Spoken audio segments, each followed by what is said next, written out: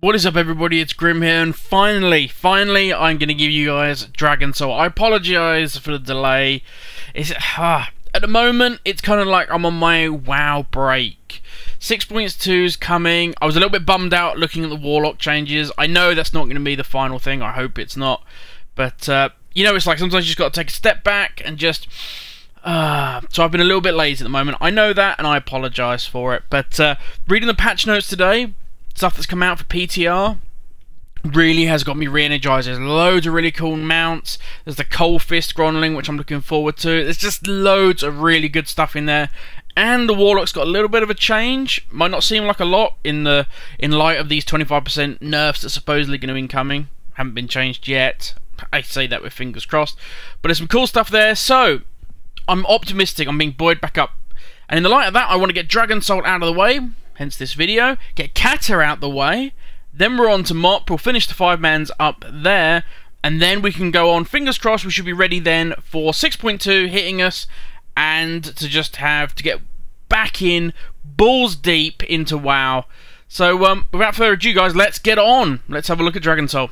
Yep, once again we are back in the Caverns of Time, and as you can see to the sort of north we've got the Dragon Soul wedged between End Time and the Hour of Twilight. As always, we are set to 25-man heroic. Yeah, Dragon Soul finally. Is there an easy way to exit? Yes, once you're done and dusted you've got portals and everything, or you can just half stone out. There is an easy way to exit. As it's a raid, we're not going to be going back in and farming this. So it doesn't matter that you're left stuck in the middle of the maelstrom with Thrall, Wonder Boy, and the rest of the aspects. Dialogue and cutscenes. There are a lot of dialogues and there's a lot of cutscenes and stuff, but it's nothing really to worry about. You can skip most of it, and to be fair, it's a Dragon Soul. You know, doesn't hurt to watch Thrall and his laser blasting into Dragon Soul's chest. But let's get on to what we're really here for, and that's the money. Is this bad boy? Is it worth doing Spine of Deathwing, which is a pain in the arse still? Easy enough to do, but it is a pain. So let's have a look. Is it worth doing it with the money? So I will put in a little caveat, as I always do. This was done on my my hunter. Item level 651, and he doesn't have tailoring or anything like that, so I'm not picking up any cloth or, you know, no skinning or anything like that. So the gold is just literally what he goes around killing and picking up from. So, gold for completion. Nope, it's a raid. Come on, we should know this by now. Raw gold, 1,075 gold and 30 silver. Yeah, there's a lot of raw gold to be had from Dragon Soul. Bosses are dropping like 125 gold roughly each, and there's a lot of bosses, like 8 bosses to Dragon Soul. So, gold from Greys, 28 gold, 15 silver. I don't know if this was just my RNG gods have forsaken me at the moment, or whether this is something going on with just Kata as a whole. But yet again, I got no BOEs, which I was surprised about, considering this is meant to be the big boy 25-man heroic raid. But there you go. Gold for miscellaneous, 52 gold, 38 silver. Now, a lot of that comes from essences of destruction and various other crafting type items. You may want to keep them, may want to sell them on the auction house. They don't go for a vast amount on my server, but yours may be different. Cloth, again, got none. I was surprised about that. Just, as I say, I'm not on a tailorer, so I don't have the bonus scavenging, but still, you know, no cloth from that, which is a bit of a shame. If you're looking for cloth, Hour of Twilight would be, Bastion of Twilight would be far better if you're doing a bit of cloth farming. Also, we actually got some BOEs from that, so therefore if you want to make some nice Ember Silk bags, you can disenchant the disenchant the BOEs, and therefore you've got the silk, you've got the dust, you're all good to go. But total runtime took us 48 minutes 7.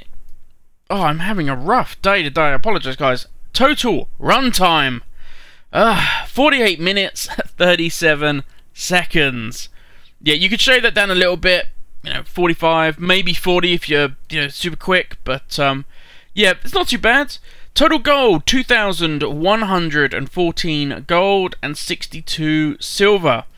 For 45 minutes work, that's not too bad, but bear in mind, this is very eye level dependent. If you are on, you know, something that's a little bit too weak, you may struggle at getting past certain points. You may have to go and buy drums. If you've got to go and buy drums, therefore you're then taking away a big chunk of your profit for gold. Also, I will say this, I'm not trading in the armor sets to then sell on.